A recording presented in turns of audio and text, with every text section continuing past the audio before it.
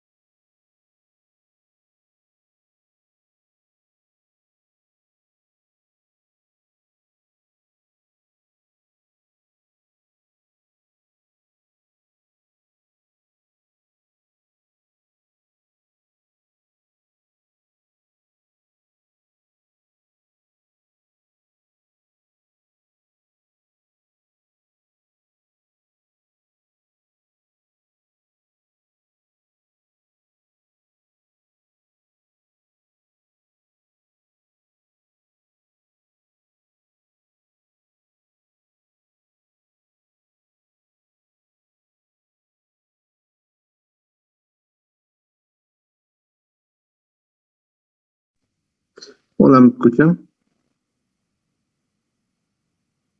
Ahora sí, doctor. Buenas tardes. Buenas tardes. Bueno, el tema que vamos a llevar ahora va a ser terapia antirretroviral, ¿ya? Entonces, vamos a hablar de los principios generales de la terapia antirretroviral. Se basa en combinaciones, primero, de tres fármacos, ¿no? Es decir, habitualmente en la terapia antirretroviral utilizamos bastantes medicamentos, ¿ya? No solamente uno solo, sino bastantes, una combinación de ellos para retrasar la progresión clínica, es decir, disminuir los ingresos de los pacientes por comorbilidad, por coinfección, etcétera, ¿no? Y reducir los costos y mejorar la sobrevivencia en los pacientes. El objetivo es disminuir la carga viral ya del portador a menos de 50 copias por ml y mantenerla suprimida el mayor tiempo posible. Entonces, nuestro objetivo es tener una terapia asociada, reducir la carga viral, ¿no? El tercer objetivo, ver la situación clínica de los linfocitos CD4 y la carga viral, que son elementos básicos para establecer decisiones terapéuticas y monitorizar la efectividad del tratamiento. Nosotros, como parámetros para ver si nuestro tratamiento es efectivo o no, tenemos que tener en cuenta cuánto de carga viral o las réplicas virales que estamos alcanzando disminuir y el recuento del leucocito CD4. Actualmente es posible la restauración del sistema inmune cuanti y cualitativamente, independientemente de la inmunodepresión inicial. ¿Cuáles son los parámetros para guiar el tratamiento antirretroviral? La carga viral, es decir, la respuesta virológica, el número de linfocitos CD4 y la respuesta clínica del paciente. La carga viral evalúa la eficacia y el fracaso a la terapia antirretroviral. A las 4 semanas de haber iniciado los fármacos, pues hay que tomar una determinación de carga viral para comprobar si es que y verificar la respuesta virológica que tiene el paciente. Ver la terapia de adherencia del paciente al tratamiento, ¿no? Y después de eso, hacer un seguimiento cada 3 meses y después cada 6 meses.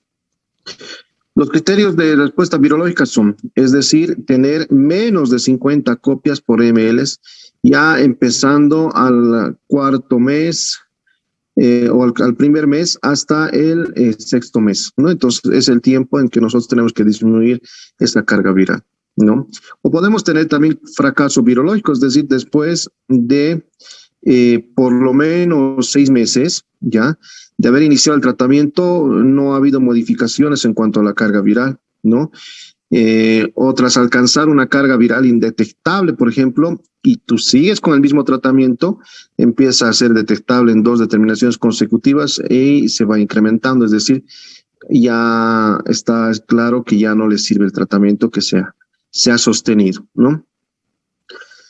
En cuanto a los recuentos de linfocitos CD4, se evalúa que evaluamos la respuesta inmunológica, ¿no? Entonces, la carga viral evalúa la respuesta virológica. Entonces, los recuentos de leucocitos, pues, evalúa la carga virológica, la respuesta inmunológica, ¿no? Entonces, es el parámetro más importante para decir el inicio de la terapia antirretroviral, ¿ya? Es un factor pronóstico de progresión clínica, mortalidad y beneficio de la terapia antirretroviral más importante que la carga viral, porque nos dice cómo la respuesta inmunológica se va reintegrando o reestructurando en el paciente, ¿no? Determinar CD4 cada 3-6 meses en pacientes asintomáticos, siempre secundario antes de tomar decisiones terapéuticas, ¿no? La respuesta inmunológica adecuada. Se resume que en general se admite que durante un año debería existir un aumento como mínimo de 50 a 100 linfocitos CD4.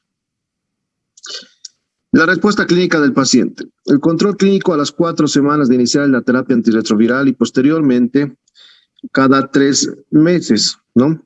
Entonces debemos de hacer un control clínico a las 4 semanas y posteriormente cada 3 meses. No existen estudios que detecten la periodicidad necesaria, es decir, cuán frecuente tengas que hacer los controles a los pacientes, pero la mayoría se hace cada 3 meses, ¿no? Los controles biológicos, carga viral, linfocitos CD4, se efectúan con la misma periodicidad que los controles clínicos. Entonces, bien, están ingresando varios de sus compañeros. Bueno. Entonces,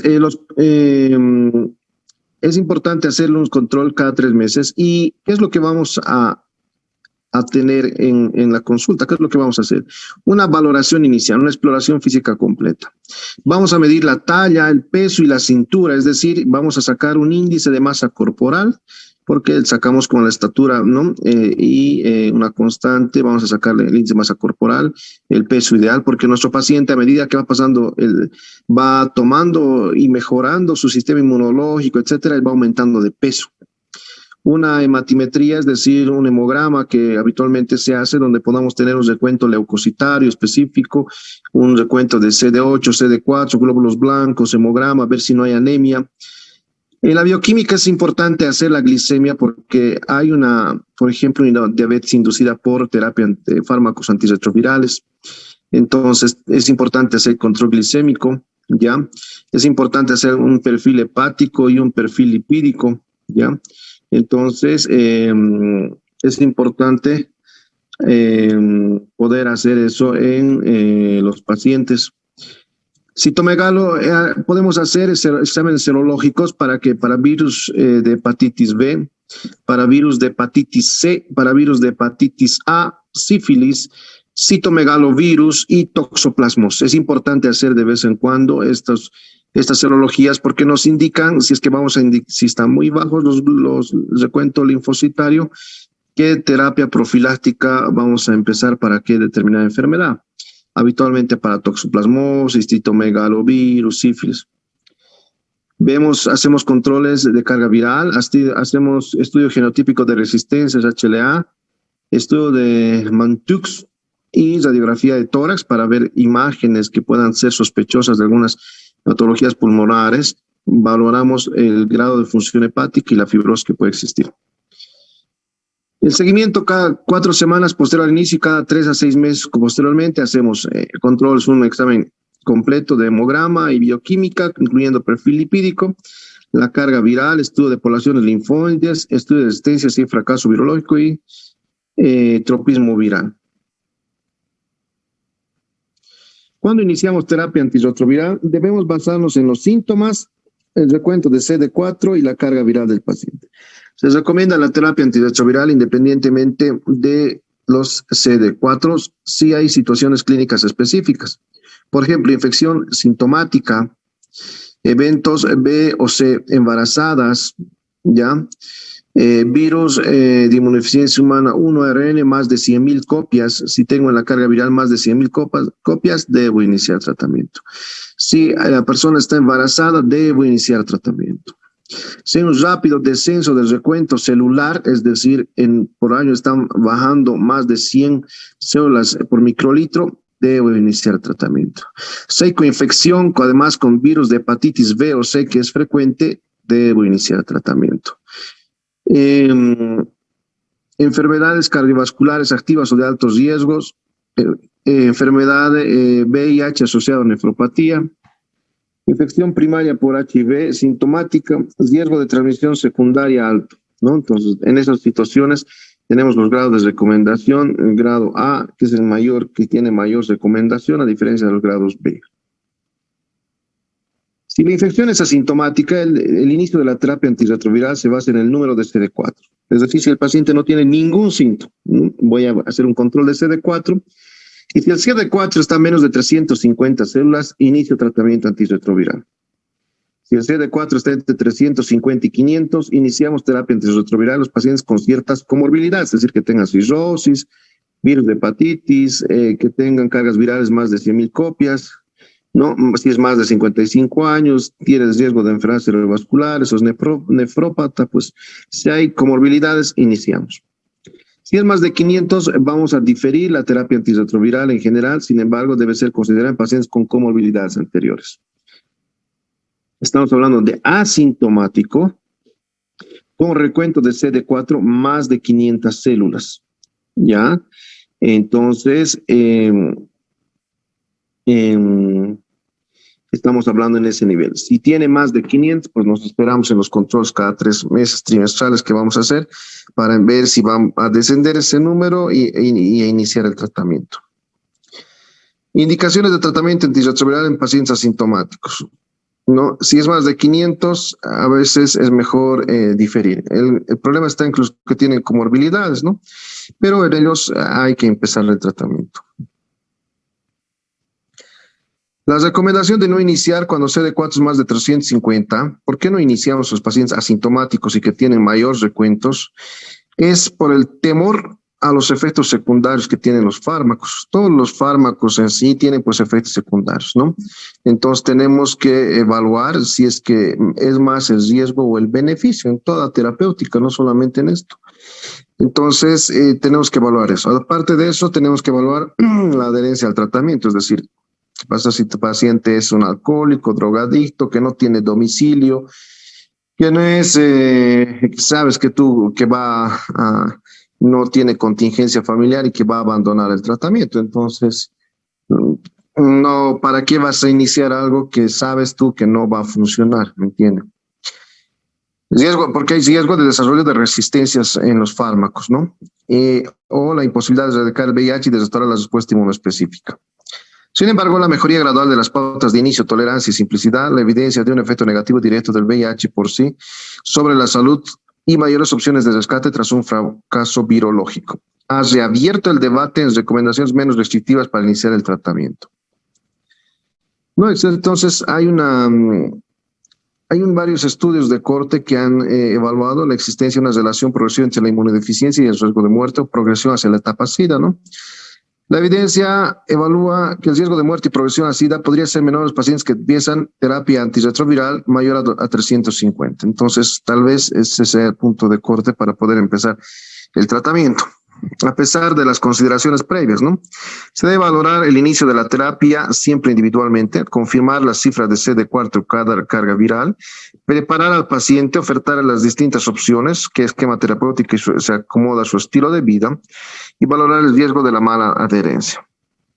En caso de infección aguda, en general no se recomienda iniciar terapia antirretroviral, y esto es importante, ¿no? Entonces, esto siempre pasa en los hospitales, ¿no? Nos interconsultan, llega un paciente con VIH, por ejemplo, a la emergencia y nos llaman, y nos dicen, doctor, hay un paciente con VIH, está con neumonía grave, está muy mal y necesitamos ver que inicie tratamiento también para el VIH, pero ya le estamos dando todo. En general, no y no se recomienda, ¿no? ¿Por qué?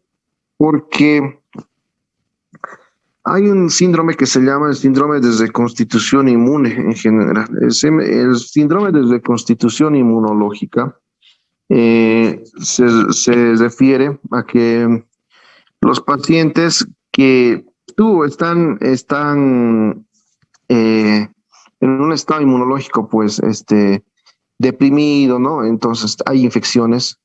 Tú, al reconstituir su inmunidad con los fármacos antirretrovirales, etcétera, o sea, dale y que esperas que aumenten su respuesta inmunológica, más bien puedes tener un efecto malo para el paciente, porque puede que esa respuesta inmunológica agrave su estado clínico, ¿no? Entonces, es por eso que un poco nos esperamos, ¿no? A veces cuando explicamos las ventajas, los inconvenientes, etcétera, ¿no? Las pautas recomendadas son las mismas que la infección crónica. Hay que ver las pruebas de resistencia al diagnóstico de la infección aguda. Si no se dispone de estudios de resistencia, comenzar una pauta basada en algunos fármacos. En los pacientes no tratados, recomienda evaluar los criterios de terapia antirretroviral y a partir de los 6 meses, cuando ya la infección es crónica. ¿Cuál es la resistencia del VIH a fármacos antirretrovirales? Hay mutaciones del genoma viral que permiten que el VIH se reproduzca incluso en presencia de concentraciones terapéuticas de fármacos. Genotípicas y fenotípicas. Genotípicas a cambios específicos en los genomas de las enzimas diana de fármacos. Y fenotípicas, la respuesta de la población viral mayoritaria a concentraciones crecientes de los distintos fármacos. La plataforma de la resistencia de la red española, por ejemplo, de investigación en SIDA, recogida la información sobre mutaciones de resistencia en pacientes con fracaso virólico atendidos en diferentes centros hospitalarios españoles integrados. Es decir, en algunos hospitales puedes tú estudiar con más exactitud el riesgo de resistencias que puede existir a diversos fármacos, ¿no? Y puedes pedir algunas pruebas de resistencia en la práctica clínica que en Bolivia, por ejemplo, no hay para realizarlas. Varias, ¿no? En el momento del diagnóstico de la infección por VIH, el inicio de la terapia antirretroviral, mujeres embarazadas, fracaso de la terapia antirretroviral, profilaxis, evidentemente. La terapia antirretroviral en general se puede tener en 6 lugares. Podemos interrumpir la fusión, ¿ya?, de la partícula viral que contiene el ARN y que se va a integrar y fusionar a la membrana celular del sistema monocito linfocítico. Podemos interferir la transcripción inversa que convierte el RNA viral en ADN para que ese ADN no se convierte en ADN y pues ese ADN no se integre por sí en la cadena o al núcleo de la célula, ¿no es cierto? Entonces podemos tener fármacos que inhiben la transcripción inversa, ¿no? Podemos tener fármacos que interrumpen la integración del ADN viral al ADN celular. Ahí podemos también actuar. Podemos interferir también la transcripción de nuevo de ese ADN en ARN para formar las partículas, los viriones, ¿no? También podemos interferir el ensamblaje de diversos componentes del virus para que estos no se ensamblen y no se produzcan virus. Y también podemos interferir la gemación, que es la subdivisión del virus para crear otro virus, ¿no? Entonces tenemos inhibidores, ¿no?, de la transcriptasa inversa, ¿no? Inhibidores de la transcriptasa inversa, inhibidores de la transcriptasa de las proteasas, inhibidores de la integrasa, inhibidores de la fusión. Entonces, si se dan cuenta en esta diapositiva, pues explica dónde actúan los diversos fármacos. Inhibidores de la transcriptasa inversa, por ejemplo, tenemos varios. Están la sidobudina, didanosina, estabudina, lamivudina, eptricitabina, abacavir, tenofovir. Por ejemplo, acá en Bolivia utilizamos el tenofovir en estas características y la lamivudina, ¿no? Utilizamos bastante el TEL, que es una tableta que tiene tenofovir, efavirenz y lamivudina, ¿no? Entonces, tenofovir, por ejemplo, que es un inhibidor de la transcriptasa inversa, y lamivudina también, ¿no? Entonces, ahí están las dosis recomendadas: 150 miligramos 2 veces al día o 300 miligramos cada día, igual con el tenofovir, ¿no? Y las presentaciones comerciales. Los inhibidores de la transcriptasa inversa, ¿no? Las combinaciones de inhibidores con la transcriptasa inversa, para los regímenes de inicio son tenofovir, emtricitabina o lamivudina, les decía, ¿no? Tenofovir con lamivudina. Excepto abacavir más lamivudina, ¿no? Porque pacientes con recuentos de carga viral elevado incrementan el riesgo de padecer infarto agudo de miocardio, ¿no? Entonces, siempre teniendo en cuenta eso. Tener en cuenta las características del fármaco, la situación clínica y preferencias del paciente, pautas sencillas, las combinaciones de 3 antivirales han demostrado eficacia virológica e inmunológica, pero con resultados inferiores comparados con 2 inhibidores, uno inhibidor de la proteasa, ¿no? Inhibidores o antagonistas de los nucleósidos o no nucleósidos. Inhibidores de la transcriptasa inversa no nucleósidos. Tenemos a la nevirapina, efavirenz y etravirina, ¿no? En Bolivia tenemos el efavirenz en tabletas de 600 miligramos, ¿no? Entonces, obviamente, el efavirenz causa, se incrementa, ¿no? Con el contenido graso de las comidas, su biodisponibilidad. Los inhibidores de la transcriptasa inversa no nucleósidos aumentan el número de estudios y la experiencia con este fármaco. Es muy eficaz para pacientes que tienen más de 100.000 copias virales o están muy inmunodeprimidos, que tienen entre 50 y 100 CD4. Yo como experiencia les digo, más del 90% puedo decir de todos los pacientes que hemos tenido en salas o en la terapia con VIH, vienen con recuentos ya de CD4 de 5, 4, 10, sumamente bajos, vienen con cargas virales en millones, ¿no? Entonces es muy alarmante. Entonces esos pacientes vienen con muchas enfermedades, ¿no? Entonces el efavirenz es capaz de suprimir la carga viral en tejido linfático, ya está contraindicado en mujeres embarazadas, ya. Entonces se puede dar en combinación con otros fármacos. Estos planes o combinaciones depende mucho del país donde se pueda trabajar, ¿no? Entonces, estos no son los fármacos, por ejemplo, habitualmente que usamos en Bolivia, pero existen esas combinaciones. Inhibidores de la transcriptasa inversa no nucleósidos. Tenemos a la nevirapina, ¿ya? Hay que tener precaución en pacientes con hepatopatía crónica, ¿ya? Y transaminasas elevadas por el perfil hepatotóxico de este fármaco. Se desaconseja la nevirapina en el inicio del tratamiento antirretroviral en mujeres con recuento CD4 más de 250 y en varones con recuento mayor a 400. Los inhibidores de la proteasa tenemos el indinavir, ritonavir, saquinavir, nelfinavir, fosfenprenavir.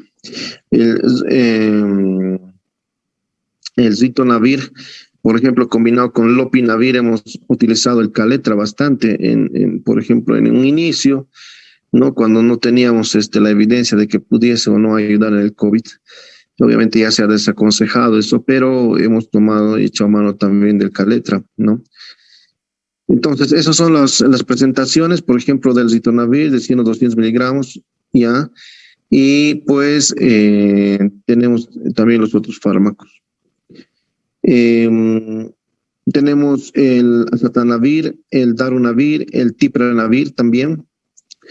Los inhibidores de la proteasa, se recomienda el uso habitual de inhibidores de la proteasa como primera alternativa de la terapia antirretroviral, ¿no?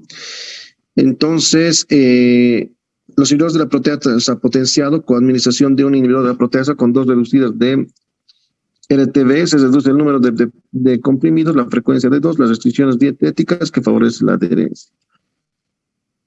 El inconveniente es el potencial citotóxico de estos fármacos. Los inhibidores de la integrasa actúan alterando las moléculas de integrasa viral y estas ya no pueden unir los extremos reactivos del ADN viral al ADN celular. Aprobado por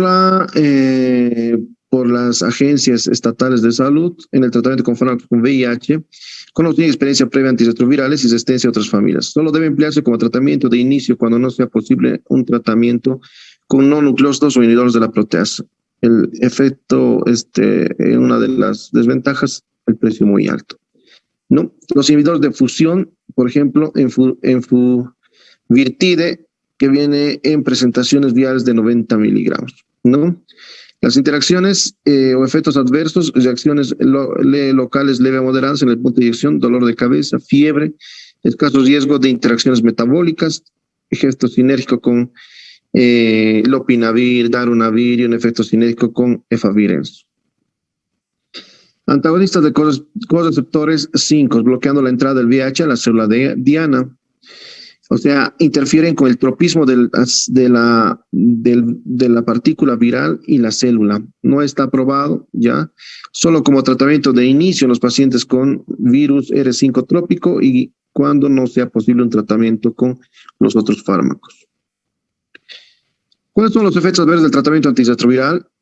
Primero tenemos que monitorizar la tolerancia, reacciones adversas agudas en 2 a 4 semanas, evitar fármacos que puedan reagudizar o empeorar enfermedades preexistentes.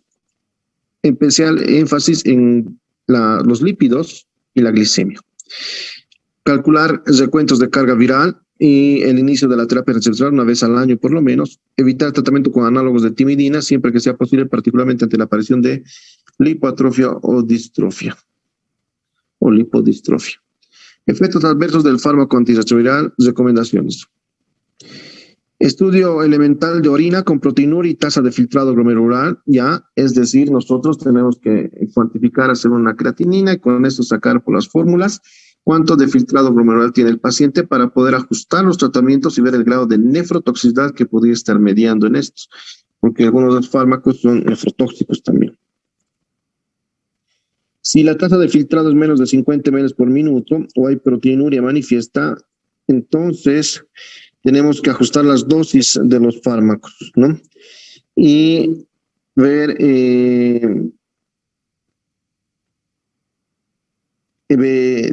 si qué fármaco podría estar relacionado con la nefrotoxicidad para quitarlo. Tenemos los efectos adversos más frecuentes de inhibidores de transcriptasa inversa, análogos de nucleósidos y no análogos de nucleósidos. En estos, por ejemplo, neuropatía periférica. Vienen con dolores tipo neurálgicos, vienen con miopatías, cardiomiopatías, algunos hacen pancreatitis, hepatomegalia, estatosis hepática, mielotoxicidad, alteración tubular renal proximal con acidosis tubular, lipoatrofia, hiperlipidemia, reacciones de hipersensibilidad, exantema, los inhibidores de la transcriptasa inversa, no análogos de nucleósidos, con exantema, afectación multiorgánica, fiebre. En caso de los inhibidores de la proteasa, hipertrigliceridemia, hipercolesterolemia, diabetes mellitus, lipoacumulación intraabdominal, inhibidores de la fusión con dolor y tumoración. Ya aquí en las combinaciones antirretrovirales que debe utilizarse, pues hay diferentes pautas preferentes y pues que pueden tener alguna aceptación o no en los pacientes. Hoy hay también pautas alternativas. Siempre depende de las preferencias del médico o de la adherencia del paciente, tratamientos previos, resistencias que hayan existido o interacciones que se tenga con los pacientes, ¿no? Entonces, hay varias combinaciones, tenofovir, abacavir, emcitritabina, lamivudina, efavirenz, lopinavir, fosmanprenavir, saquinavir, sidobudina, diranocida, estavudina, nevirapina, tazanavir, lopinavir, fonsaprenavir, atazanavir, fonsaprenavir, puedes combinar A más B más C. Entonces, hay varias combinaciones que pueden tenerse, ¿no? Primero, las consideraciones debemos combinar 2 análogos de nucleósidos con lopinavir, por ejemplo, o efavirenz, que son los más experimentados en caso de inmunodepresión avanzada. Las pautas de 3 análogos de nucleósidos son menos eficaces, ¿no? 2 análogos de nucleósidos más un no nucleósido o 2 análogos de nucleósidos más un inhibidor de la proteasa. El tratamiento con 3 familias pues puede ser muy potente, pero no se recomienda de inicio porque es complejo, tóxico y te limita los fármacos a la larga. La combinación de no nucleósidos y un inhibidor de proteasa demostró una eficacia similar al tratamiento triple, pero produce dislipidemia. Los inhibidores de la fusión no en terapia de inicio deben reservarse para el fracaso. La terapia antirretroviral de inicio con más de 3 fármacos no mejora la pauta estándar. Entonces, ¿Cuál es el fracaso de la terapia antirretroviral? Cuando nosotros damos, porque tenemos errores en la dosificación, cuando no evaluamos correctamente la potencia del régimen terapéutico, cuando hay falta de niveles en seguimiento por mala absorción o interacciones médicas, ¿no? Dependiente de los fármacos, dependiente de los virus, cuando hay resistencia a los fármacos antirretrovirales y dependiente del paciente que no se adhiera al tratamiento, ¿no? Eso hace que puedan existir eh, mutaciones y siempre tenemos que evaluar su adherencia. Y aquí algunas modificaciones que pudiese existir del fármaco antirretroviral por fracaso antivirológico, ¿no? 3 antirretrovirales totalmente activos, conseguir cargas virales indetectables, menos de 50 copias. En precoz, evitar acúmulo de mutaciones y facilitar la respuesta al nuevo tratamiento. Estudiar resistencias, pruebas de tropismo y analizar causas de fracaso. Si es que ha sido en la adherencia, las interacciones, la historia farmacológica, toxicidad o mutaciones. Evitar análogos de timidina y si existen otras alternativas en cualquiera de las líneas del tratamiento de rescate. Terapia antirretroviral cómodo, bien tolerado y menos tóxico posible si tiene la adherencia antes del rescate. No suspender la terapia antirretroviral en situación de fracaso virológico y sin opciones. Hay que simplificar el tratamiento para mejorar la calidad de vida, facilitar la adherencia y prevenir o revertir algunos efectos adversos. ¿No? Entonces tenemos que tener una terapia antirretroviral simple, ¿no? Nosotros, por ejemplo, a la mayoría de los pacientes en la parte clínica hemos utilizado tenofovir, efavirenz y lamivudina, ¿no? Con una sola toma al día. Es decir, les damos una sola toma al día, todos los días. Pero lo que tenemos es falta de adherencia al tratamiento. Es decir, los pacientes no se adhieren al tratamiento. Pero hay casos también muy interesantes. Por ejemplo, yo conocí una pareja con un muchacho VIH positivo, que su pareja no tenía VIH, pero querían estar juntos, se casaron, y bueno, él siempre se ha adherido al tratamiento antirretroviral y han usado medios de protección de barrera, y pues su pareja nunca se ha enfermado de VIH tampoco, ¿no? Entonces tenían que lograr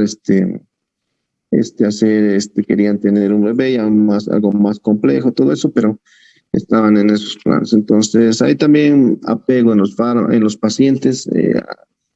Algunos, pues, nos enseñan que pueden manejar muy bien esta enfermedad, ¿no? Tomando las tabletas, aumentan de peso, eso es muy evidente, se apegan al tratamiento, ¿no? Otros casos también muy complejos que hemos resuelto. Por ejemplo,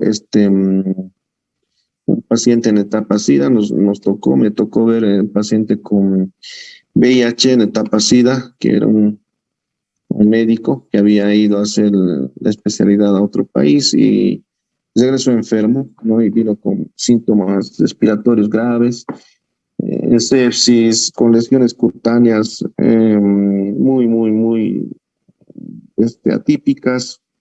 Encontramos paracoccidioidomicosis, ¿no? En el análisis de histopatológico, etcétera. Fue muy difícil hallar el tratamiento, pero lo logramos, ¿no? Y logramos sacarlo adelante. Salió de todo ese evento y era pues irreconocible a los meses que había venido, ¿no? Totalmente irreconocible, porque había aumentado de peso, ya pues se veía pues más inmune, mejor recuento de CD4, menos carga viral, etcétera, con relación a que entra. Entonces, hay casos muy interesantes, hay pacientes que pueden beneficiarse. Hay otros también que no, que hemos suspendido los tratamientos porque son personas que no se apegan, personas que viven en la calle, personas que no tienen apego al tratamiento, personas que no se van a apegar al tratamiento, no van a tener adherencia y pues hasta que, por ejemplo, socialmente no se logre contener a sus pacientes, nos hemos visto imposibilitados de iniciar terapias antirretrovirales en esos pacientes que no se han podido socialmente pues contenerlos ni apegarlos al tratamiento. No sé si tienen alguna duda, alguna pregunta. Doctor, buenas tardes. Una pregunta. ¿Y si el paciente durante el tratamiento comienza a beber bebidas alcohólicas? ¿Tiene algún efecto, alguna contraindicación con el alcohol y todo esto? Claro, porque si tú has visto, por ejemplo, los fármacos que son hepatotóxicos, pues tú puedes acelerar las hepatitis, ¿no? Sabemos que con el consumo de bebidas alcohólicas causas destrucción celular, primera instancia, y puedes tener transaminasas altas, ¿no? Entonces, los inhibidores de la transcriptasa inversa causan, por ejemplo, mira, esteatosis hepática, hepatitis. Si de por sí el fármaco te causa hepatitis, y si tú le añades otro factor de riesgo más, pues es mucho peor, ¿no? Entonces, evidentemente tienen efectos adversos. Pueden tener mayor neuropatía, mayor grave hepatitis, cirrosis hepática, llegar a la esteatosis hepática, tener acidosis láctica, etcétera. Entonces, tienen contraindicaciones. Pues si ese paciente, por ejemplo, sigue con su hábito de consumo alcohólico, pues hasta puedes considerar de suspender el tratamiento hasta que no se rehabilite, aunque sea en forma parcial, para poder continuar el tratamiento, porque puedes acelerar alguna patología pues hepática. Gracias, doctor. ¿Otra pregunta?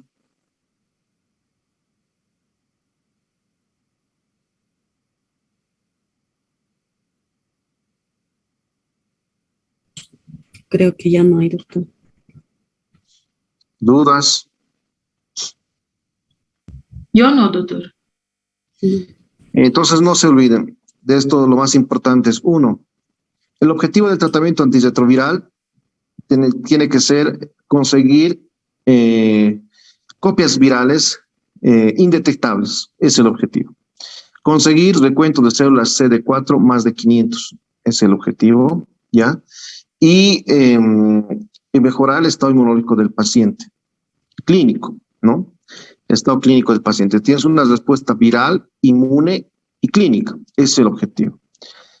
Entonces, ¿cómo evaluamos la respuesta clínica? Cuando el paciente no tiene infecciones oportunistas. Segundo, pesquisamos en que el paciente está aumentando de peso.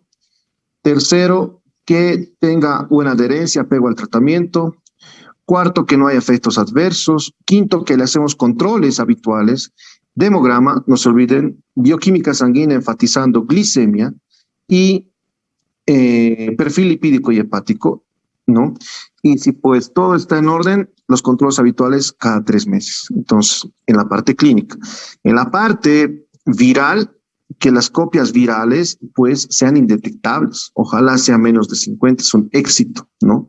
Y que el recuento de CD4 sea más de 500. Entonces, cuando ustedes vean un tratamiento, por ejemplo, doctor, hay una ficha para seguimiento del tratamiento, apego al tratamiento, tienen que pensar, ¿qué es mi objetivo?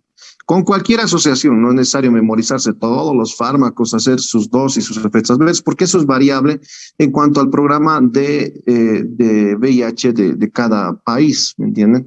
Cada país tiene un programa diferente en cuanto a manejar la población de VIH, porque ya saben cuál es su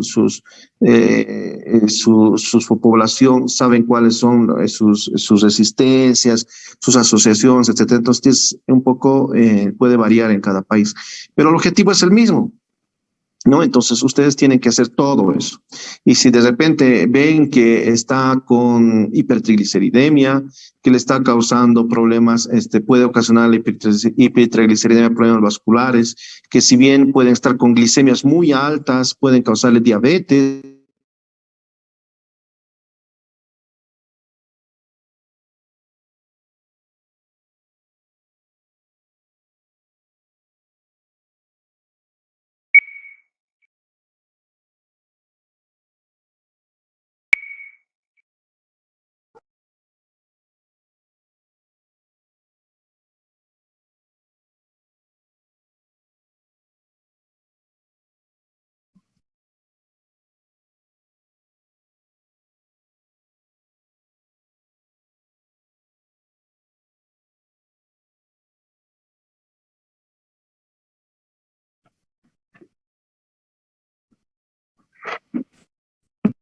Bueno, como les decía, entonces, ustedes verán de hacer los controles. y verán pues la carga viral, que es el objetivo que se indetectable. ¿No? El momento, algo que me olvidaba mencionar, ¿para qué sirve, por ejemplo, hacerles serologías? Serología para toxoplasmosis, les dije, y serología para, que es más frecuente que en Bolivia, y serología para virus de hepatitis A, virus de hepatitis B, C, podemos hacer citomegalovirus también, etcétera, pero lo más frecuente es hacer para toxoplasmosis, porque si tienes un recuento de menos de 200 CD4, y esto es pregunta de examen porque es algo muy frecuente, si tienes recuento de leucocitos CD4, linfocitos CD4, menos de 200, ¿no? Y tienes una serología para toxoplasmosis IgG positiva, es decir, no es M, que es la M, es la aguda, IgG, tienes que darle profilaxis para toxoplasmosis, ¿no? ¿Por qué? Porque estás asumiendo que puede que este paciente haga complicaciones graves y severas de la toxoplasmosis.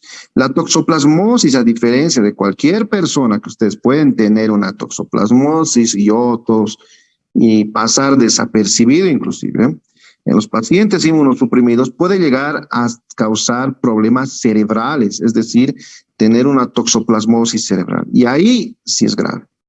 Ahí sí su paciente va a quedar muy mal, ¿no? Entonces, con el cerebro y las afecciones cerebrales no podemos jugar. Entonces, tenemos la obligación de darle profilaxis para toxoplasmosis hasta que mejore el recuento de CD4.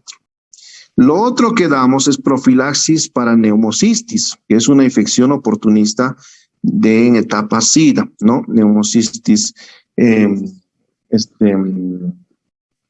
Girovesi.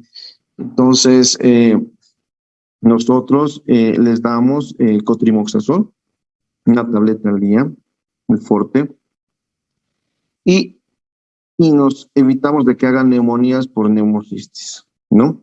Entonces, eso también es muy importante, porque vienen por neumonías, y nosotros en los controles tenemos que estar alertas a estas infecciones, ¿no?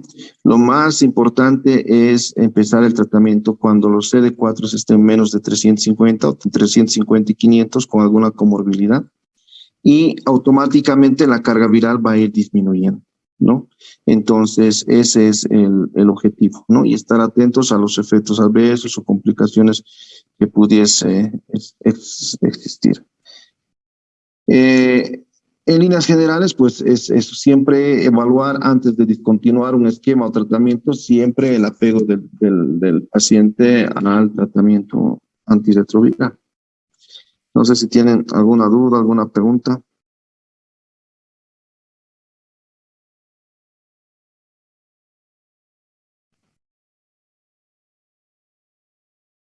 No, doctor. No hay nada.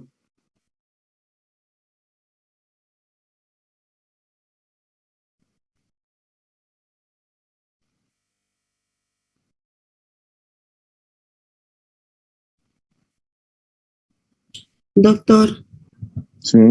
estaba indicando usted que en pacientes así con VIH, cuando están con neumonía, se les puede dar lo que es el cotrimoxazol, ¿no ve? Y fuera de eso, ¿se les puede dar un tratamiento de antibiótico más? Mira, no, en realidad, o sea, las personas pueden hacer neumonía por diferentes causas y el que tiene ese inmunosuprimido puede hacer por bacterias, por lo que sea. Hay infecciones oportunistas que pueden ser más frecuentes por la neumonía por neumocistis, pero también puede ser que sea una bacteriana, ¿no? Entonces lo que tienes que hacer es ver si su recuento celular es muy bajo, menos de 400, por ejemplo. No tenemos acá en Bolivia un test que nos diga si es una neumonía por neumocistis. Carecemos. Pero lo que hacemos es darle tratamiento antibiótico, ¿no? Ir buscando, digamos, cultivos, todo eso, y ver si encontramos la etiología. Y si no la hallamos, pues empíricamente ante la sospecha de neumocistis, empezamos tratamiento con cotrimoxazol. Lo ideal es empezar el tratamiento con cotrimoxazol endovenoso. Carecemos del cotrimoxazol endovenoso, además que es muy costoso. Entonces lo hacemos en tabletas, pero esa es la forma en que nos enfocamos, ¿no? Entonces siempre cuando tienen recuentos celulares muy bajos, pues sí cubrimos también neumocistis. Obviamente también cubrimos con antibióticos, como tratamos como cualquier neumonía adquirida en la comunidad, pero sí también cubrimos además neumocistis. Está bien, doctor, muchas gracias. ¿Alguna otra pregunta?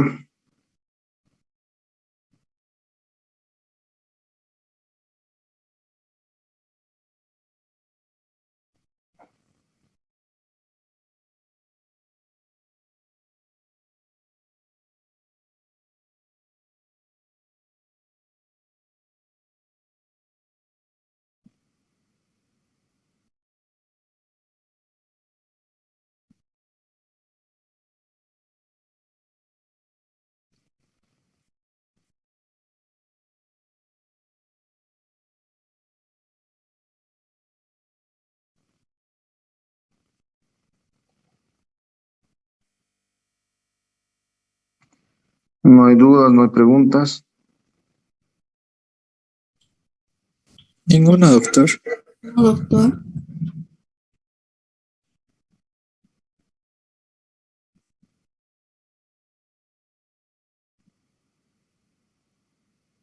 Ya. Bueno, ¿qué temas hemos llevado para este segundo parcial?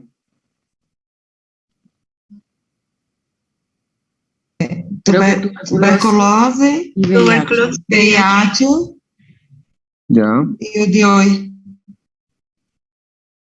tratamiento, ¿no? Isso, Solo dos temas hasta ahora, doctora. isso. Porque uma Solo. classe, duas classes foram um tema, né? A primeira e a segunda. Ya. Vamos a empezar con otro tema. Interesante.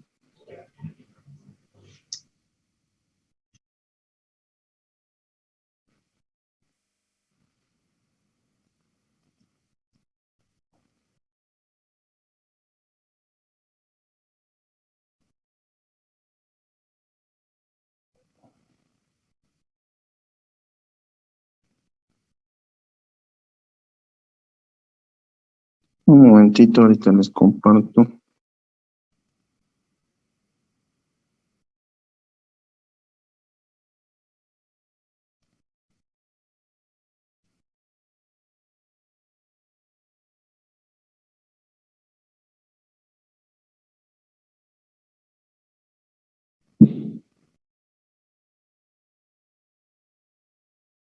Un momentito.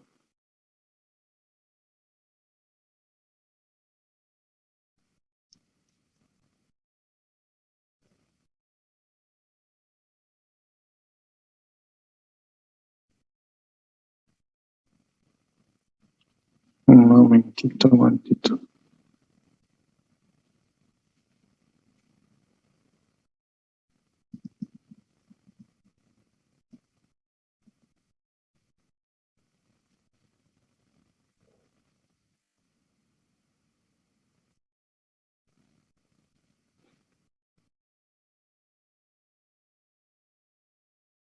Bueno, los que están en mi grupo, no sé si están aquí los de mi grupo. Sim, doutor. El grupo P1, P9 y el grupo P13 me dijeron, pero no, solo tengo un muchacho que me dijo que estaba en el P13. Con los P1 empezamos en la mañana, ¿no?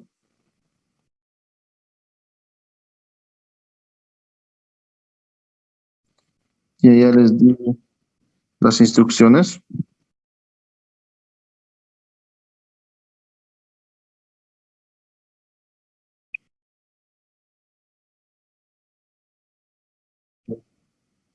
Sí, en general vemos pacientes críticos y vamos a ir viendo en las diferentes clínicas que pueda haber. Un poco ha habido problemas con el BIEMA porque no nos están dejando ingresar por los controles del COVID. Han hecho difícil que podamos ingresar a las áreas que habitualmente entrábamos, pero vamos a ver si en algún momento podemos ir. Eh, Doctor, yo hice rotación en el Vietnam y sí están dejando entrar, pero a escondidas. sí, es difícil. Lo que pasa es que, por ejemplo, yo tengo que llevar su infectología y ahí está pues la doctora Castro, que es la epidemióloga y con todo, la infectóloga. Pero vamos a ver la posibilidad de volver a ir, un poco que se apague esto como se estaba apagando y vamos a volver a ir. Ya, entonces, pero siempre hay pacientes, siempre tenemos la clínica Los Lirios, la San Pedro, ProSalud también para poder ir a ver pacientes cuando tengamos pacientes en piso o en, en piso o en la terapia intensiva.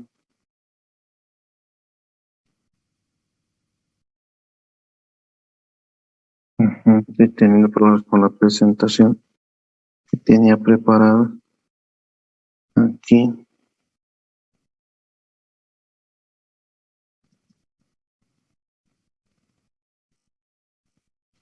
Doctor, una pregunta mientras carga la presentación. ¿Qué Ujú. temas podríamos ir revisando para la práctica de mañana? Vamos a llevar, pues, depende de qué tipo de paciente hay bastantes temas. A veces cuando viene un paciente, por ejemplo, con infección urinaria, ¿no? Mañana voy a ver si podemos ver pacientes, voy a citar algunos pacientes de consulta. Hay una señora que hizo una celulitis grave por eh, estafilococo. Después se fue de alta y ahora está con un síndrome anémico, tenía hemoglobina de 7. Entonces podemos revisar ahí anemia, podemos revisar, ella es, por ejemplo, cardiópata, tiene hipertensión, tiene falla cardíaca. Hay varios temas que podemos saber, que vamos a ver en el momento. Mañana vamos a ver qué tipo de qué vamos a hacer de acuerdo a los pacientes que haya.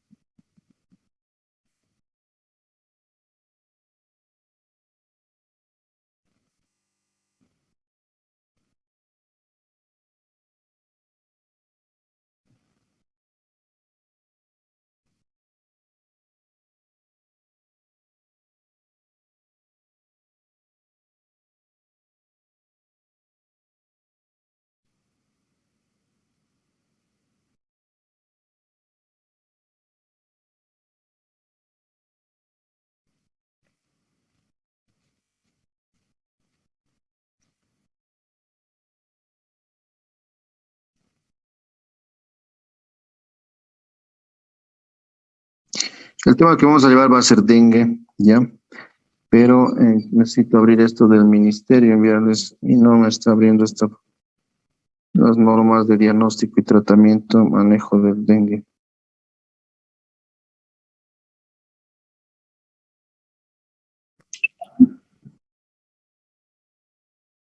Yo tengo arquivo en WhatsApp, doctor, que aquí envía al grupo. ¿Del dengue? ¿Ya llevamos dengue? Sí. No, ¿no es cierto? No, pero mi doctora de la práctica ha enviado para nosotros estudiarnos. Las normas de diagnóstico. Sí, voy a enviar al grupo. A ver.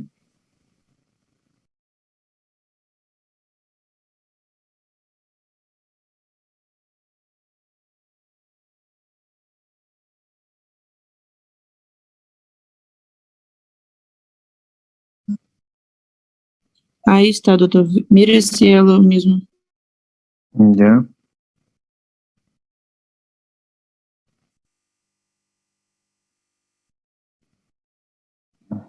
Uno.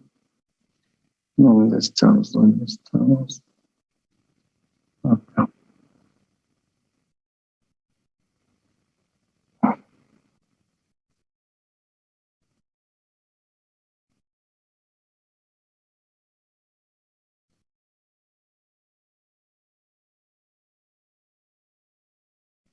¿Este es de qué año? Del 2018. Sí, es este.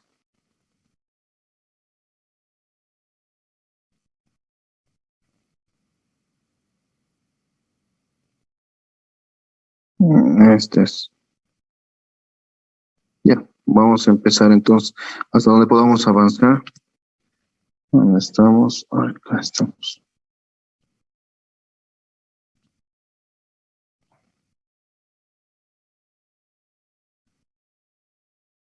Bueno, el tema que vamos a tocar ahora es el tema de dengue, ¿ya?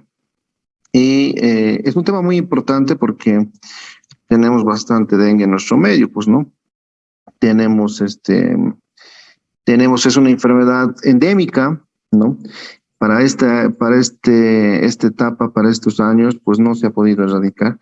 Y es más, hemos tenido algunos transmisores, ¿no?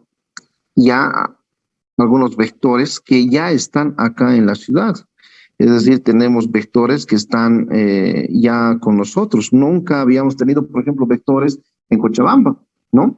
Siempre eran vectores en el área tropical, etcétera, ¿no? Entonces, el dengue dentro de la historia natural es una enfermedad infecciosa, sistémica, dinámica, que puede cursar en forma sintomática o expresar varios síntomas, ¿ya?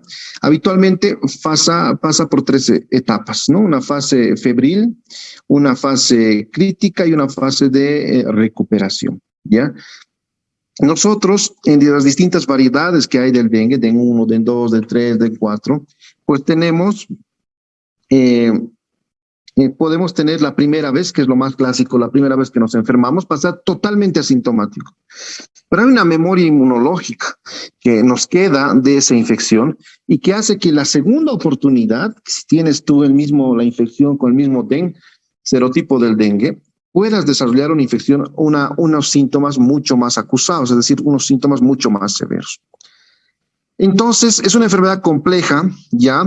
El tratamiento, si es leve, es un tratamiento barato, ¿no? Porque no necesitamos muchas cosas más que la intervención oportuna, el diagnóstico precoz y la rehidratación del paciente y mitigar sus síntomas que son habitualmente dolor y fiebre, dolores articulares y fiebre, ¿no? Pero eso vamos a ir viendo más adelante, ¿ya? En el curso clínico de la enfermedad es interesante esta etapa porque habitualmente son 10 días, ¿no? Y tenemos la fase febril, la fase crítica y la fase de recuperación, ¿ya? En base a los días que va apareciendo. Empecemos por el día 1, ¿ya? Tenemos, tenemos que antes de decirles esto del curso clínico de la infección, quiero hablarles un poco del dengue. Les había hablado que existen 4 serotipos, DEN 1, DEN 2, DEN 3, DEN 4. El huésped son las personas, animales o pueden ser animales habitualmente domésticos y el vector es un mosquito, ¿no es cierto? Es un mosquito del género Aedes aegypti, ¿ya?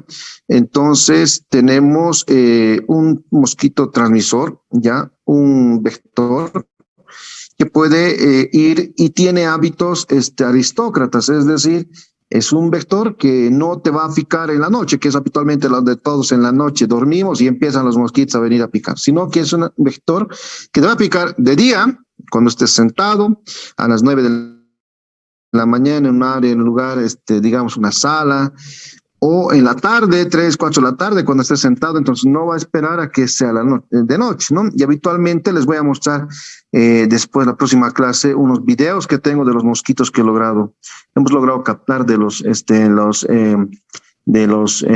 larvas, las pupas en el trópico ahí, que son, y los mosquitos en sí, que tienen unas patitas rayadas, ¿no? Blanco con negro, alguna vez se han de ver. Esos mosquitos son los característicos de esta infección, ¿no? El lugar donde habitan estos son, pues, en los reservorios de agua, es decir, todos los reservorios que puede existir en un domicilio, una llanta con agua, un charco, una canaleta con agua detenida, una gotera que haya ocasionado una maceta llena de agua, son los lugares ideales para que se multipliquen estos, ¿no? Entonces pasan por las etapas de huevo, pasan por la etapa de larva, pupa y ya se hacen adultos. Ese es el ciclo, digamos, biológico del mosquito, ¿ya? Entonces, habitualmente la hembra es la hematófaga.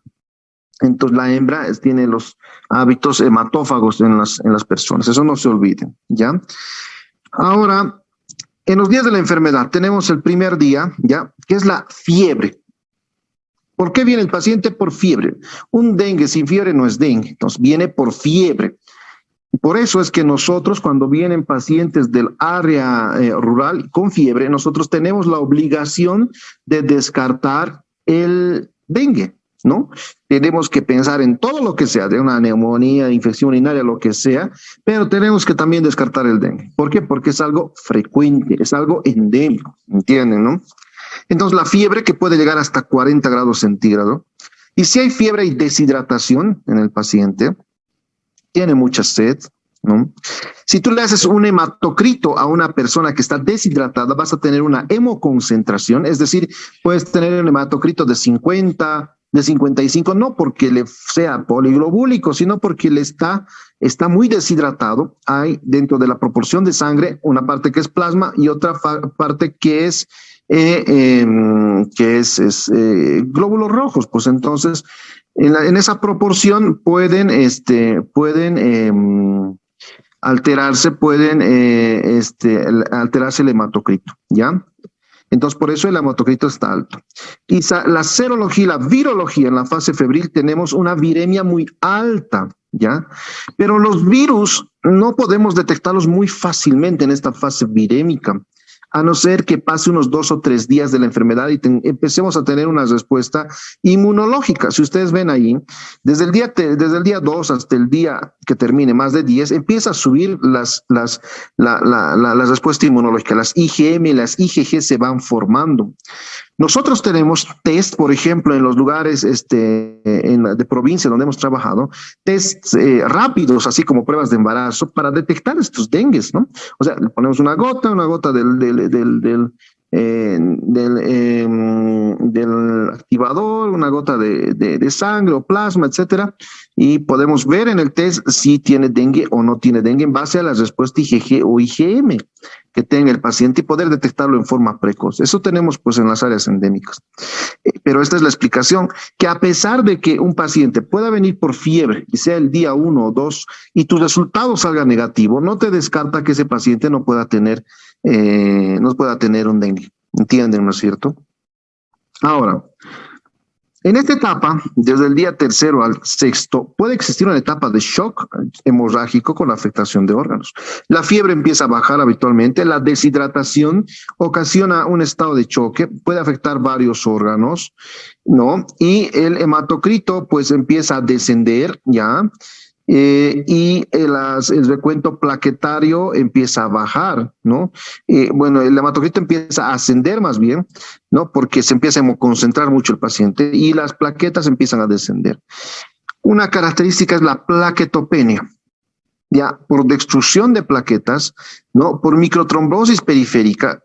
Hay un consumo importante de plaquetas. Las plaquetas vienen con 6,000, 5,000 de plaquetas, por no decir 0. Y los pacientes vienen por hemorragias, ¿no? He visto niños que han tenido hematuria, niños que han tenido hemorragias digestivas, hemorragia cerebral, han fallecido. Los adultos vienen habitualmente por hematuria, empiezan con hematuria, sangrado digestivo, hemorragia digestiva, epistaxis, gingivorragias. Entonces las hemorragias son muy frecuentes. Y si uno pierde sangre y además pierde plasma, está deshidratado, pues entra en estado de shock.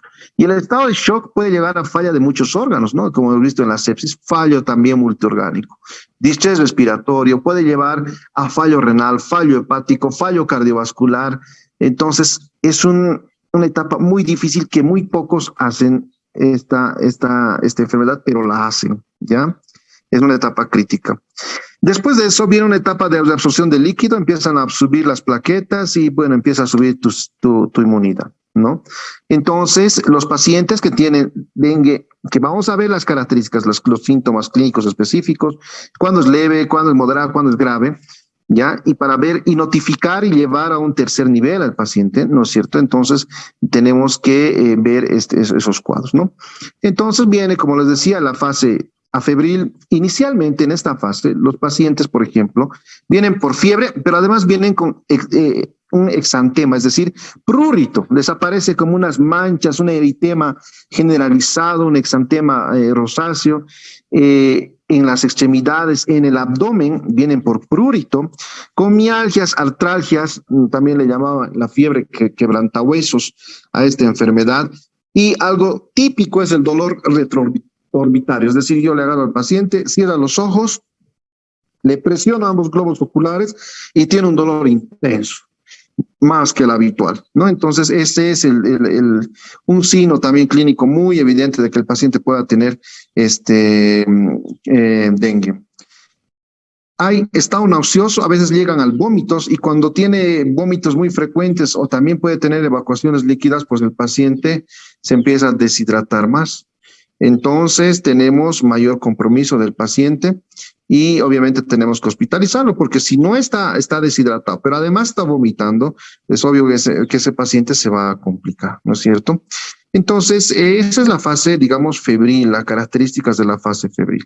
En la fase crítica, todo lo que les he comentado, todos los datos de sangrado, de hemorragias, etcétera, que pueden causar el recuento de plaquetas que va descendiendo a niveles pues catastróficos, la pérdida de volumen plasmática, la extravasación, y si hay hemorragias, pues hay fuga capilar además, porque todo se extravasa. El líquido que tú le das, que le administra, pues empieza a retener líquido en el abdomen, hay ascitis en el pulmón, entonces hay un estado inflamatorio muy importante, ¿ya?